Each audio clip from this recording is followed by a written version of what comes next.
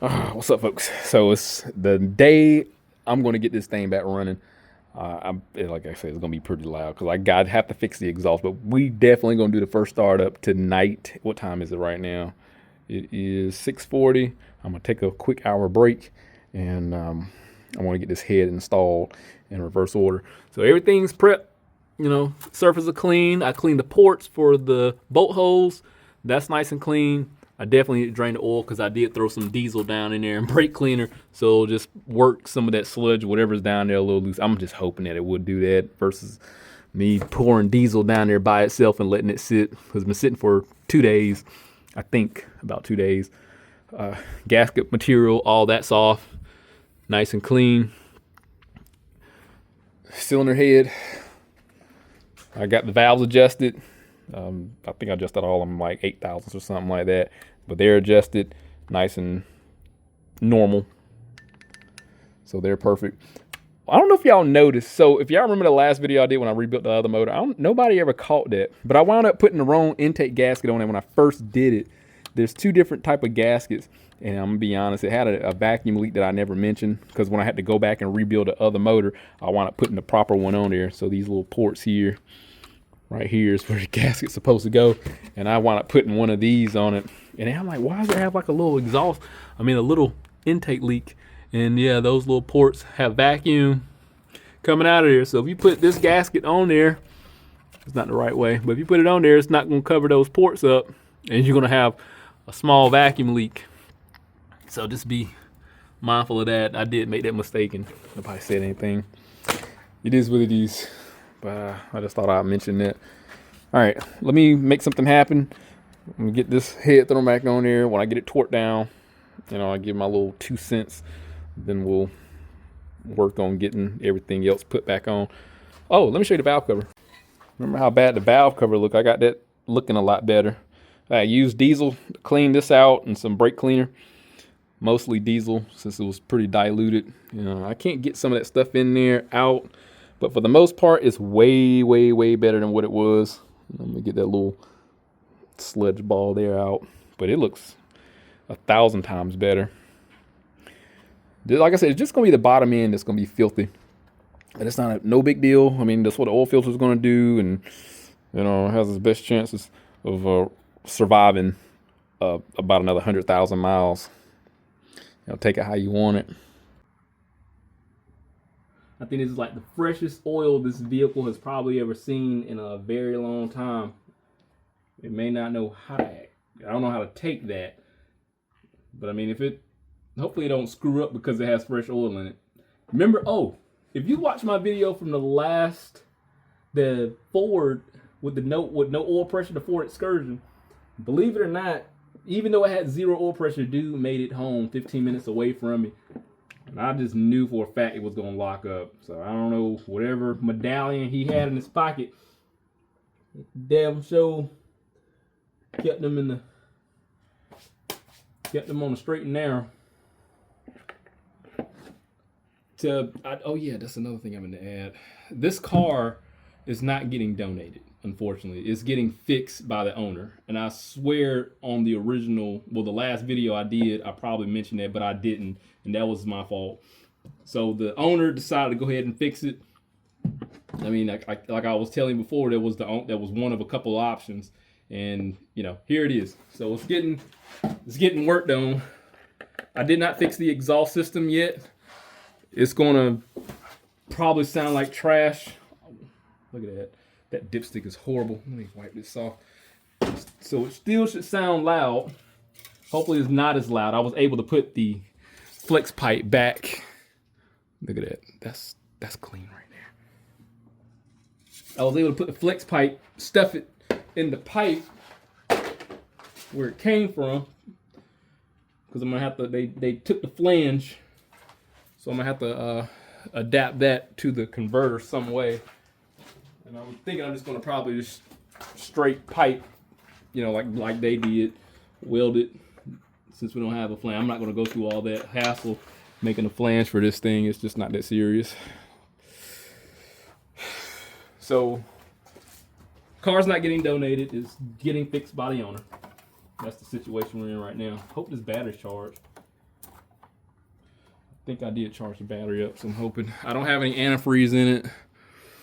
Oh boy, I didn't touch nothing in the back. The head's been torqued down. I did something a little different. I didn't torque it down at the quote unquote proper specs. I just torqued it down at 75 foot-pounds. So I did go in 3 steps.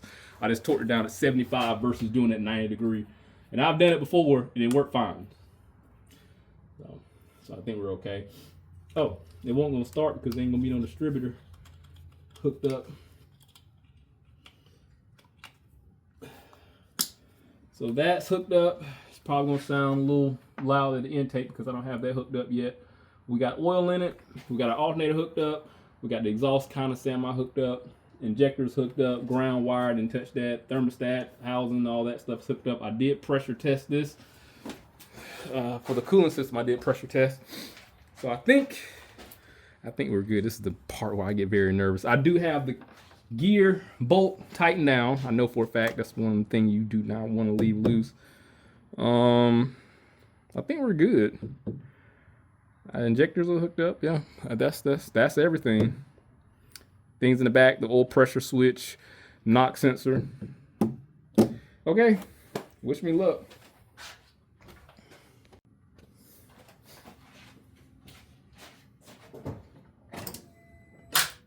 Oh. That always make you nervous. You have to go back and recheck the battery. Oh, I should just tighten it up. I'm not, because it should work. Okay. I mean, this is straight up dead. Is the connection gone? Oh, it's this one. Okay. I need to clean them anyway. It'll get more TLC when I get it running. There goes nothing.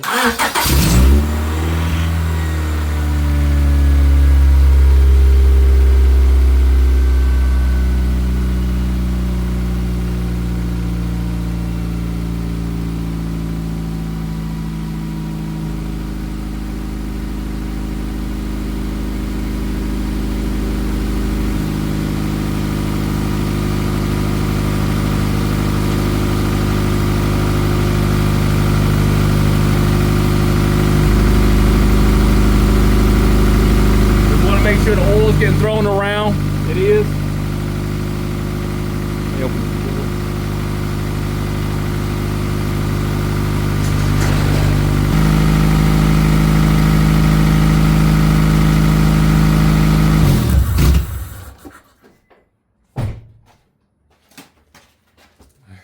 I don't know why it smells like race gas. Maybe it's a combination of a couple things. Let's see if there's any pressure in the cooling system. Oh yeah, beautiful. So remember before we had pressure in the cooling system when we were running because the head gasket not only was blown, but it had burnt valves. So we saw that last video. Cool. I think we're in good shape. This is just a run-of-the-mill repair. You know for a fact, if anybody have done a lot of these motors, you know that them threads got pulled out, so I had to put 2 helicoils in the front here. I think that typically happens because of the heat on the exhaust and it's hotter on this side. Maybe that's the case. Don't know. No oil leaks back here. We're good up top. Oh yeah, beautiful. I mean, it would have definitely showed itself by now if it was a problem. Yeah, let me start it back up. Sounds great.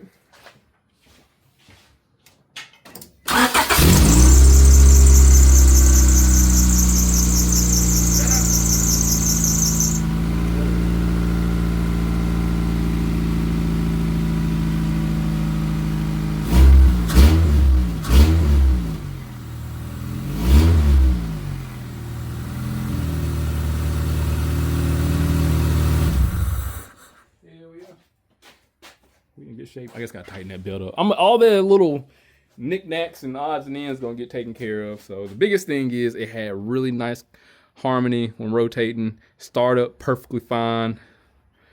You know, I didn't even have to prime it. As soon as I turned that key and turned over, boom, start right on the first startups are always very nerve-wracking. Even though I quadruple checked everything, it's still gonna be a problem. This is so despite what y'all said, some of those people like I wouldn't probably do anything with this engine. I mean, it runs phenomenal. It's going to run excellent when I get done and finish weld the exhaust and all that fancy stuff. It's going to be a great car. So I do get, I get it. You know, it looked discouraging. Once you take off one bolt at a time, clean things one at a time, I mean, you'll have a good final product. You know, I'm not mad at myself. Not mad at myself at all. So tomorrow, I'm not going to document that. This was the most, like I said, this is the most nerve-wracking thing, putting all the stuff together and first startup. I never had a motor screw up initially, except for that one motor I built a couple years ago. And I did document the engine build, but for some strange reason, something happened, and 6 months later, the motor took a crap. Don't know how, so I wound up having to put a motor in it, and we worked it out. I don't know what the hell happened. Everything went perfect doing the replacement, the rebuild. So, hey, look, things happen. Anyway, all right, I'm gonna let this ride out. This is just a general replacement, nothing crazy. I'm put. This car needs a little bit of TLC, so I'm gonna put about 25 miles on it and then recheck my work. Typically, I put 50 to 100 miles on vehicles, but being that this car looked like some flat tires and stuff, I'm just gonna put a nice 20 mile, 25 mile, 30 mile drive on it, and then triple check myself, and we should be good to go. Because honestly, if there's a problem, it's gonna happen almost instantaneous, you would imagine. So let me do my thing with this. Hey, if anything happened, you know, I'll definitely update. But hit the link, subscribe channel, stay informed, how to return some work. See you next one.